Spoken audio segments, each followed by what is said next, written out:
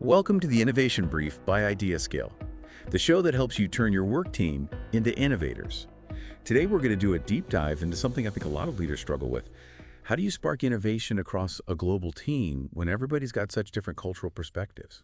That is such a big question. And it's one that I think a lot of people miss. We talk about diversity and innovation, but what does that actually look like in practice? How does culture really impact the way people approach creativity and problems? Yeah, that's what we're talking about today. So one of the big things that I've seen is this balance between individualism and collectivism. Exactly. And in individualistic cultures, like we see in the US or Western Europe, people are really focused on independent self-reliance.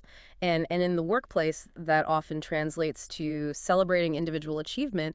And there's just a much higher tolerance for risk-taking for really disruptive ideas. So in a brainstorming session, for instance, you might see people jumping in with these really bold suggestions, even if they go against the grain. Absolutely. They're not really worried about rocking the boat or, making sure everybody's getting along. They're trying to stand out, push the boundaries. Now, on the flip side, you've got collectivist cultures, which are more common in parts of Asia, Africa, Latin America. And these cultures really stress that group harmony, right? Collaboration and what benefits the whole team. Yeah, so you can imagine in a brainstorming session, they're going to be much more measured, focusing on finding solutions that everybody can get behind and that won't disrupt that team dynamic. So does that mean that one culture is better at innovating than the other? Not at all. It's not about better or worse. It's about understanding the strengths that each culture brings when we talk about innovation. Okay, so how can leaders use these different strengths to actually build a global team that really innovates? I think awareness is a big part of this. You need to know as a leader that what inspires one person might not do anything for somebody else. Maybe you've got a public reward system that works really well in one culture, but in another it feels really uncomfortable. So tailoring your approach to the specific cultural context of your team makes sense. But how do you avoid just stereotyping people in the process? Communication, listening, and really paying attention to the individual and not just making assumptions based on where they're from. Pay attention to how they talk to other people, how they like to get feedback, how they share their own ideas. So watch how they interact, basically. Exactly. Yeah. And don't be afraid to just ask them. Create a culture where people can actually say, hey, this works for me or this doesn't work for me. That open dialogue is going to avoid so many problems down the line. And build trust. Huge, huge. Yeah. And trust takes time. It's consistency, transparency, being willing to learn from each other. And leaders have to model that, asking for different opinions, being open to feedback, even when it's tough. It makes me think about this concept of cultural tightness. Like, how strict are the social norms in a given culture? That's a good point. In cultures that are really tight, there's a big emphasis on doing what you're supposed to do, following the rules. And sometimes that can really stifle creativity. Whereas in those more loose cultures, there's more room to deviate from the norm. So you might see a more experimental, innovative environment in those cases. Yeah, and that impacts how people solve problems, how they come up with ideas. In a tight culture, somebody might be really afraid to disagree or to challenge the boss because it could disrupt that harmony or, have social consequences. Right. And in a loose one, you might get more debate, more challenging of assumptions, even if it leads to a little bit of conflict. Exactly. And I want to be clear, neither one's better. They both have pros and cons. But leaders have got to know this is happening and build a culture where people feel safe to speak up no matter where they're coming from. So not trying to squeeze everybody into the same box, Yeah. but making room for all these different perspectives to live together and contribute. Exactly. That diversity of thought is a strength, not a weakness. It's about making people feel valued and respected for what they bring to the table, no matter their cultural background. That brings up a really interesting question. How do you build that kind of inclusive environment where people feel psychologically safe, especially when you're talking about a team that's spread out across the world in different time zones? And that's what we're going to get into in just a minute. All right, listeners, stick with us. We'll be right back with more on the Innovation Brief by IdeaScale. Welcome back to the Innovation Brief by IdeaScale. Before the break, we were really getting into how important it is to understand cultural differences when you're trying to build an innovative global team. Yeah, and we were about to talk about some practical strategies that leaders can use to create that kind of culture where everybody feels like they can contribute. Right. Where do we start? What are some things that leaders can actually do to bridge these cultural gaps and get people working together? Well, I think a lot of it starts with communication. As a leader, you got to be really aware of how you're talking to people, Okay. the words you're using, how you give feedback, even the types of rewards you're offering. Because what might be totally normal in one culture could be really offensive in another. Yeah, like I'm thinking about giving direct feedback. Some cultures that's great. In others it's really not okay. Exactly. So it's about adapting to those norms. But how do you do that without just falling back on stereotypes? Assuming that everybody from one country is going to act a certain way. That's a tough one. It is, and that's where being a good listener is so important. Instead of assuming, how somebody's going to react because of their background, actually watch how they communicate. How do they like to get feedback? How do they share their own ideas? So pay attention to how they interact with other people. Exactly, and ask them. Yeah. Say, hey, what works for you? A lot of problems can be avoided just by having that open dialogue. Yeah, makes sense. So what about actually generating ideas and making decisions as a team?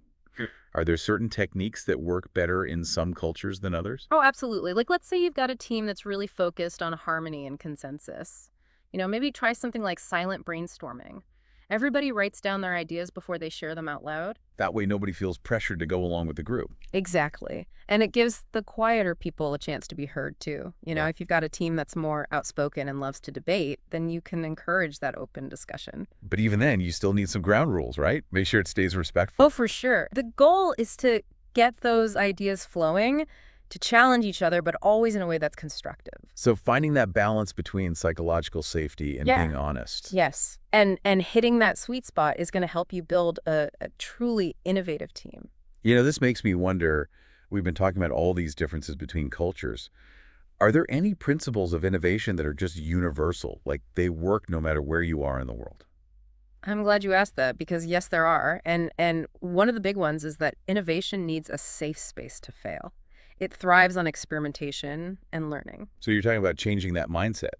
Yeah. Instead of seeing failure as this terrible thing, you see it as an opportunity to learn. Exactly. And leaders have got to be the ones showing people how to do that.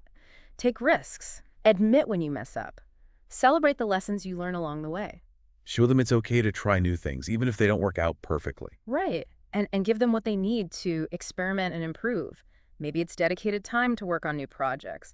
Maybe it's mentorship or a budget to test out ideas. So it sounds like creating this innovation culture, it's an investment. It is, but it's one that pays off big time. Because when you give people that freedom to experiment, to learn, to grow, that's when you unlock some serious creativity and problem solving. And that's what can really transform a company. That's what it's all about, right? Helping people turn their teams into innovators. Exactly. And when you embrace those cultural differences, when you build that safe space and empower people to experiment, that's when you create an engine for innovation that can drive your whole organization forward. It sounds like leaders have a lot to think about when it comes to building a global innovation culture. All these different levers they can pull. Yeah, and there's one we haven't talked about yet that I think is really interesting, this idea of usefulness innovation. Usefulness innovation. Okay, I'm listening. So in a lot of cultures, especially in the Far East, there's a huge focus on creating solutions that are practical that you can use right away. So it's less about finding that next big disruptive thing and more about making things better right now. Exactly. It's about taking what you already have and making it work better, streamlining things, finding efficiencies, creating solutions that are elegant, but they actually work. That makes sense. That's a more grounded approach to innovation. It's about solving the problems that people are facing today. Right. And it might not get you a lot of press, but it can lead to some really amazing innovations. And I bet it's a good way to get buy-in from people who aren't so comfortable with big changes. Oh, definitely. When you can show people how an innovation is going to make their lives easier, it's a lot easier to get them on board. So how can leaders encourage this kind of usefulness innovation on their teams? Well, one way is to really think about how you're framing those innovation challenges. Instead of saying, what's the next big thing, maybe you say, how can we make this 10% more efficient this quarter? So set goals that are tied to real-world outcomes. Exactly. And then celebrate those small wins, those incremental improvements that might not seem like much on their own, but they add up to something big. It's got to be really helpful in today's world. Yeah. Where everything is changing so fast. It is. It helps you stay nimble and adapt to whatever's coming your way. So as we wrap up today, what's the one thing you want our listeners to take away from this conversation? Embrace diversity. And I mean that in the broadest sense. Diversity of background, of thought, of approach. There's no one right way to innovate. what works in one place might not work somewhere else. And you have to build that environment where everybody feels safe to share their ideas no matter what their background is. Exactly. Because innovation is a team sport, and the best teams are the ones that can bring all those different perspectives together. It's about recognizing that it's a journey, not a destination. You're always learning, you're always adapting. Couldn't have said it better myself. And listeners, if you're ready to take that journey, if you're ready to turn your work team into innovators, head over to IdeaScale.com and book a demo for a free trial. See how our platform can help you unlock that potential. And make sure you subscribe to the Innovation Brief for more deep dives like this. New episodes drop every Tuesday and Friday. As always, we love hearing from you. Leave a comment below. Tell us what you think. Tell us about your own innovation journey. Until next time, keep those innovative sparks flying.